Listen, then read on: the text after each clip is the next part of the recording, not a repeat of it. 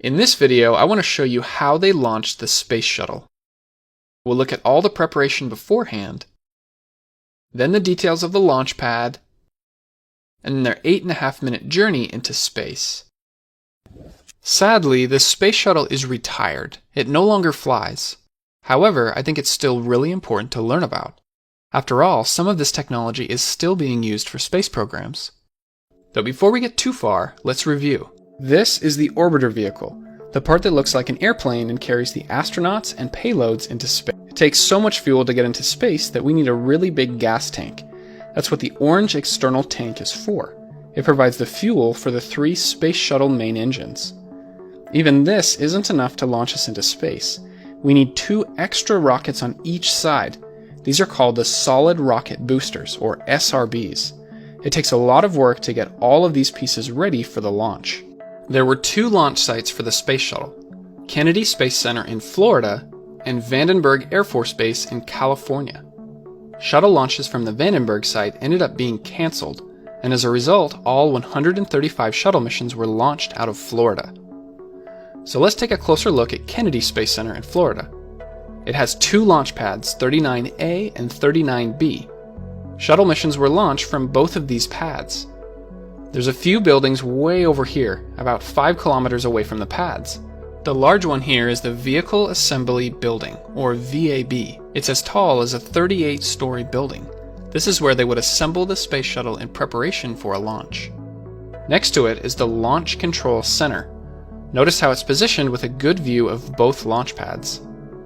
This building is called the Orbiter Processing Facility, or OPF, and actually there were 3 OPF buildings. It's where the orbiter was serviced in between missions. Over here is the Shuttle Landing Facility. This is where a mission ends for the Space Shuttle. But they didn't always land here. Sometimes, due to weather or other circumstances, the shuttle would land in California at Edwards Air Force Base. When this happened, we need to get the orbiter vehicle all the way back to Florida, and the shuttle can't really take off again and fly like an airplane. It wasn't built for that. So here's what happened. The orbiter vehicle was taken to the Mate-Demate device, or MDD, which would lift up the shuttle and then load it on the back of a special airplane called the Shuttle Carrier Aircraft. It was then flown across the United States to get back to Kennedy Space Center in Florida. It was then taken to one of the OPFs.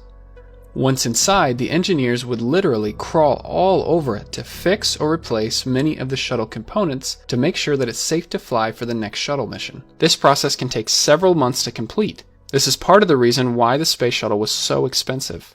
Meanwhile, work starts over here at the VAB. We start with the solid rocket boosters, which are assembled piece by piece. On the inside is the solid rocket fuel. Once ignition starts at liftoff, it cannot be turned off. Now it's time to lift the external tank into place. Inside, there are 2 smaller tanks, one for liquid hydrogen and one for liquid oxygen. These tanks will remain empty until just a few hours before the launch. Now at room temperature, hydrogen and oxygen are both gases which take up an enormous amount of space. But if we put them at extremely cold temperatures, they will turn into liquids and we can put a lot more fuel inside of the tanks. The liquids from each tank will flow through pipes down to where it will connect to the orbiter. This side is for the liquid hydrogen, and this side is for the liquid oxygen.